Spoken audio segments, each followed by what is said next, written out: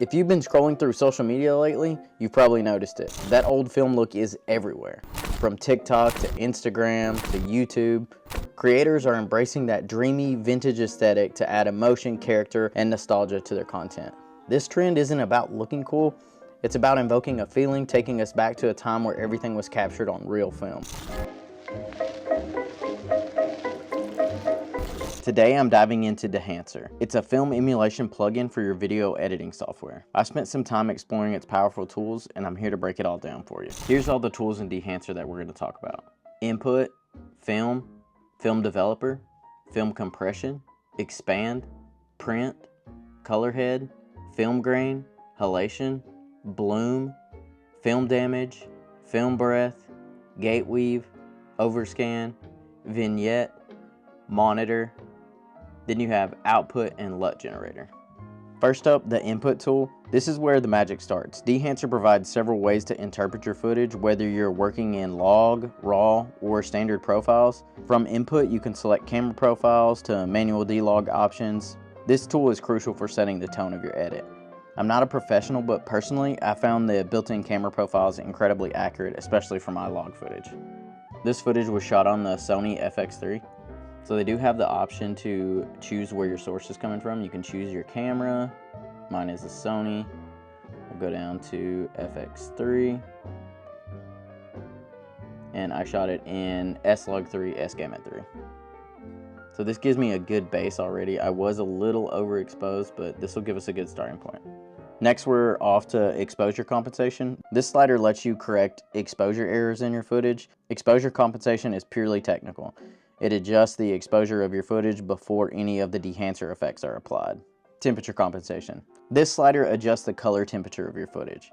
It's great for fixing footage that's too warm or too cool, giving you a natural starting point before you apply any creative grades. Tint compensation. Similar to temperature compensation, but this slider corrects green or magenta color cast in your footage. It's a lifesaver for balancing footage shot under mixed lighting conditions. Defringe. Chromatic aberrations, those annoying color fringes around the edges. I have noticed that they can interfere with some effects like halation and bloom. The defringe slider helps clean up these artifacts, ensuring smoother results. Defringe radius. This adjusts the area affected by the defringe slider. You can fine-tune the radius to ensure the correction is applied exactly to where you need it. Next we have film profiles, which I think are the soul of Dehancer. Each film stock has its own unique characteristics. Scrolling through these profiles feels like I'm flipping through a treasure trove of cinematic possibilities. Whether you're after a grainy texture or vibrant tones, I honestly think there's something here for everyone. Push-pull EV. This slider adjusts how the virtual film reacts to exposure. Every film stock behaves differently depending on the amount of light it receives, and I think this slider emulates that really well.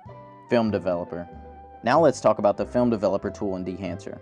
Just like in traditional analog workflows, the development process plays a huge role in defining the look of your footage. This gives you the ability to customize your film development with 4 sliders. You have contrast boost, gamma correction, color separation, and color boost. Let's break them down. Contrast boost. The contrast boost slider controls the overall development contrast. Think of it as adjusting the temperature and concentration of your developer in an analog process. Moving the slider to positive values increases contrast, giving your image more punch and definition. Negative values reduce contrast, creating a softer, flatter look. Whether you're aiming for bold drama or subdued tones, this slider gives you the flexibility to craft the contrast for your footage.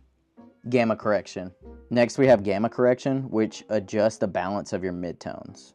By shifting the gamma, you decide whether your midtones lean more towards the shadows or the highlights. This slider is especially effective for fine-tuning the tonal range, and it works in harmony with the contrast boost slider to create nuance adjustments in your image. Now let's talk about color separation. This slider controls how intensely saturated colors are treated during the development process. Reducing the value desaturates the most intense colors while leaving mid and low saturation colors relatively untouched. At the default maximum value of 100, you retain full color separation, which gives the image vibrant and distinct colors across all ranges. This tool seems to be perfect for balancing vivid tones without overpowering the subtler hues in your footage. Finally, we have the color boost slider, which controls overall saturation. Unlike color separation, this slider adjusts the saturation evenly across all colors, making it a gentle yet effective way to enhance vibrancy. Color Boost ensures that your colors stay within the gamut, so there's no risk of clipping or oversaturation. I feel like this slider is used to give your footage a rich, polished look without compromising the integrity of the image. With the Film Developer tool, you have a powerful set of controls to create your own custom film development recipes. Whether you're going for subtle refinements or bold artistic choices, these sliders give you the precision you need to bring your vision to life. One of my favorite tools is film compression. It mimics the way negative film handles highlights, redistributing them to avoid harsh clipping. This gives your footage that smooth, natural look we all love in film. I find it especially handy for those high contrast scenes. One of the unique qualities of film is how it handles highlights, compressing them to retain more detail compared to digital. The film compression tool in Dehancer replicates that, with 4 adjustable sliders: impact, white point, tonal range, and color density.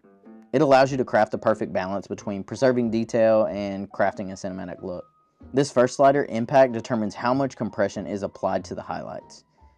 Increasing the impact value pushes the brightest areas closer to the midtones, giving the highlights a smoother, more film-like roll-off. Lowering it reduces the compression, which can result in harsher transitions in the brightest parts of your image. This is the go-to slider for dialing in the overall strength of the film compression effect. Next, the white point slider defines the film clipping threshold. Essentially, that means it controls how the highlights transition into pure white.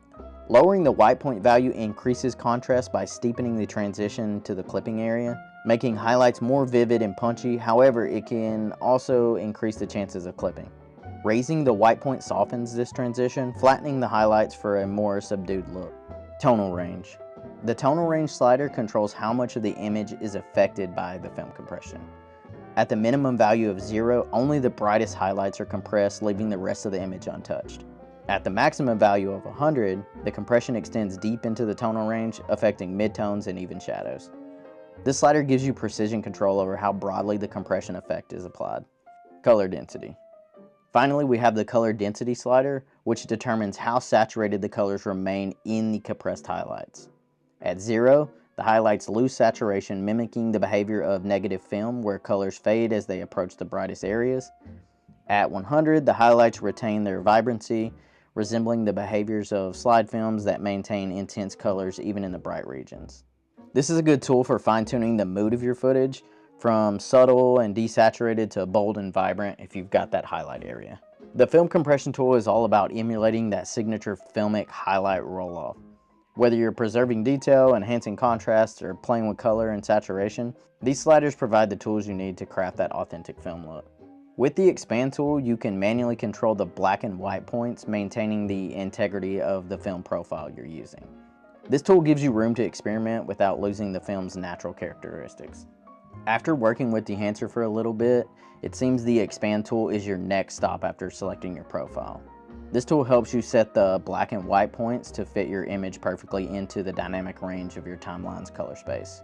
Think of it as framing your film within the boundaries of your digital workflow. Black point.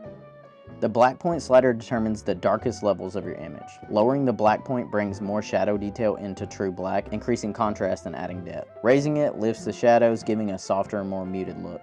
This slider helps you make sure that your shadows are rich but not crushed. White point. The white point slider works in the opposite direction. It defines the brightest levels of your image. Lowering the white point compresses the highlights, making them appear less bright and more controlled. Raising it allows the highlights to pop, giving your image a high contrast, punchy look. This slider helps you avoid overexposure while retaining highlight detail. And just like the black point, the waveform monitor is your best friend here. Print. Optical printing is the last step in analog film processing, and Dehancer's version of that is the print tool. You can choose from various print mediums, each adding its own tint and contrast curve. It's a subtle but powerful way to give your footage that polished cinematic feel. Each slider here offers precision and creativity, helping you shape your final look and authentic analog feel. Exposure. The exposure slider mimics the characteristic curves of optical prints. Increasing this value brightens the image while naturally impacting contrast, similar to how exposure works in analog systems. Lowering it darkens the image, again with a natural contrast shift. This parameter is measured in exposure value steps. This parameter offers a realistic and organic approach to exposure correction. Tonal contrast. The tonal contrast slider adjusts the punchiness or softness of your image. Positive values enhance midtones and highlights for a more dynamic and vivid look. Negative values soften the contrast, creating a smoother, gentler appearance. Keep in mind that increasing contrast may also brighten the image slightly. I think it's mimicking that non-linear behavior of analog media. Color density. Unlike traditional saturation, color density provides perceptual saturation control. So it emphasizes on visually significant colors. Higher values enrich meaningful colors, giving them more depth and vibrancy. Lower values tone down oversaturated areas without dulling the entire image. This slider is ideal for fine-tuning color intensity and ensuring balance. Saturation. If you want more conventional saturation adjustments, you can use this saturation slider. It works by reducing the chroma components in the color space. While you can only decrease saturation, this ensures you maintain aesthetic integrity, avoiding the harshness of oversaturation. Analog range limiter. By default, print adjustments operate within the boundaries of digital contrast. Enabling this softens the extremes, using the uncorrected black and white point values from the reference prints. This adjustment enhances shadow and highlight detail, creating a more analog feel. Color head. This tool seems to be inspired by subtractive techniques used in photo enlargers and printer lights for analog movie printing. I don't use this as much, but it seems to offer an intuitive way to adjust colors with precision. The first three sliders here closely emulate the physical color filters used in analog printing. The gang checkbox just links all these sliders together. Shadows tone, midtones tone, highlights tone. These sliders allow for nuanced toning across the tonal range, emulating split printing techniques. Shadows tone adds a tint to the darker areas. Midtones tone affect the mid-level tones. Highlights tones applies tint to the brightest areas. Preserve exposure. Similar to analog printing, adjusting color filters often alters the exposure. The preserve exposure slider compensates for these changes. At 100%, exposure remains consistent regardless of the color adjustments. Reducing this value allows exposure to naturally shift with the color corrections, replicating true analog behavior. The impact slider acts as a global opacity control for the entire color head effect. At 100%, the effect is fully applied. Lowering it blends the adjusted image with the unaltered version. Film grain. This tool itself is what shifted me from reviewing to Dehancer to doing a tutorial on Dehancer. The film grain in Dehancer isn't just an overlay, it's part of the image itself. It seems to adjust based on local color and brightness characteristics, making it incredibly realistic looking. It brings a tactile quality to digital footage that I didn't even think was possible. This film grain tool offers profiles for 8mm, 16mm, 35mm, and 65mm film, each available in 3 different ISO levels, 50, 250, and 500. The ISO 50 profiles produce finer grain, which seem to be ideal for high resolution projects, and the ISO 500 profiles simulate coarser, more visible grain, which is characteristic of high sensitive films. And if you want complete control, you can switch over to custom, which allows you to modify every aspect of the grain.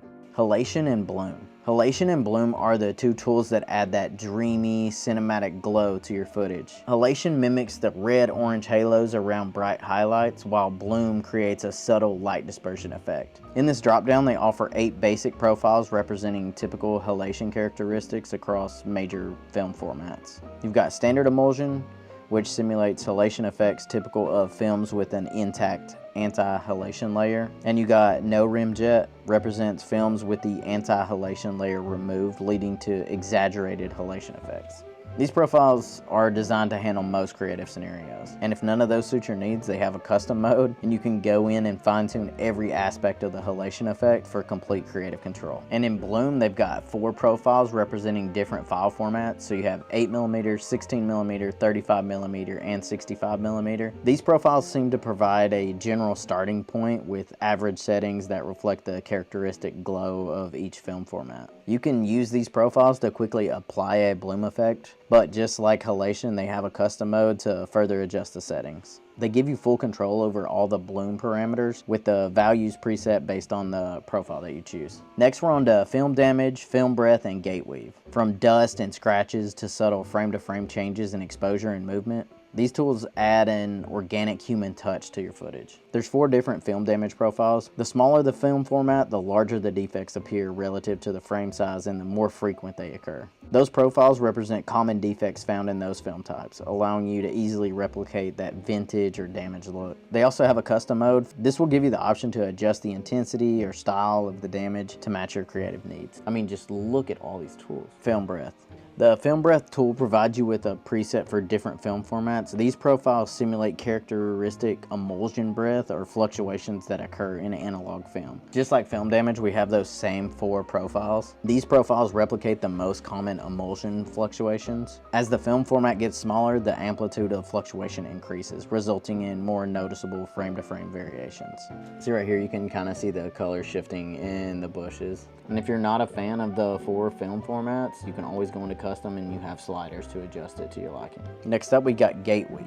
The Gate Weave tool allows you to select from different profiles that simulate the mechanical movement of film as it processes through a camera, projector, or scanner. This jitter effect is more pronounced in smaller film formats like 8mm and less noticeable in the larger formats. As the film format becomes smaller, the mechanical shifts are more pronounced, creating a noticeable weaving effect. Once you got a profile, and if you want to tweak the specific parameters, you can always go into the custom mode on this as well. Overscan. Overscan allows you to include the area outside of the film gate, like perforations and inner frame space. It's a great way to portray that, hey, this was shot on film look. This slider allows you to choose the film format and camera type that corresponds to the film you're working with. The options are based on the common film formats and aspect ratios. Gate shape. This controls the shape of the film gate that defines the frame's edges. Different gate shapes influence the look of the film's frame, offering various levels of roundness and sharpness and corners. Neat normal gives you the standard frame with slightly rounded corners. Neat sharp, you have sharper corners with almost no rounding. Neat rounded gives you that frame with highly rounded corners. And if you turn it off, there is no gate shape applied. Perforation mode. This allows you to select the type of perforations present in the scanned film. Negative is used for negative film stock, perforations are black. Positive is used for positive film stock, perforations are white. Turning it off disables perforations entirely. The film orientation allows you to choose between landscape and portrait.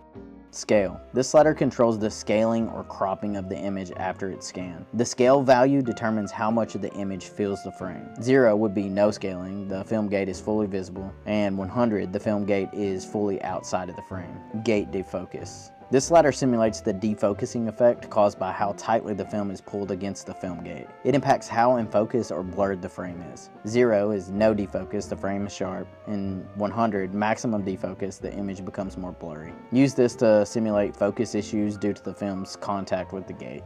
Lens zoom. So when adding these overscans, it is cropping off part of your image, and lens zoom allows you to compensate for a little bit of that overscan. Exposure. This slider adjusts the exposure level of the film scan, which can affect how bright or dark the perforations are on the edges. -2 EV, lower the exposure, making the image darker.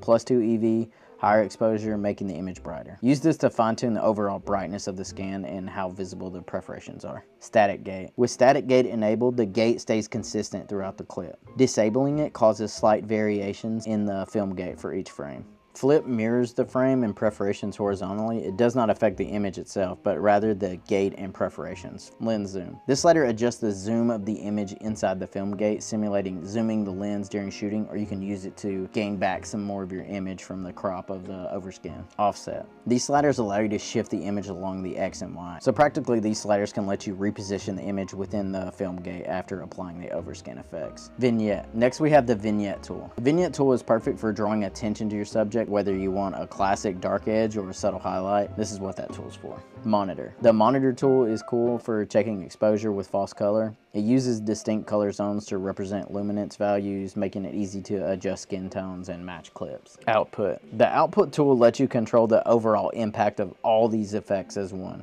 It's a great way to make subtle tweaks before exporting your final project. Dehancer also includes a LUT generator, which lets you export your grading as a LUT file. This is perfect for maintaining consistency across projects or speeding up workflows.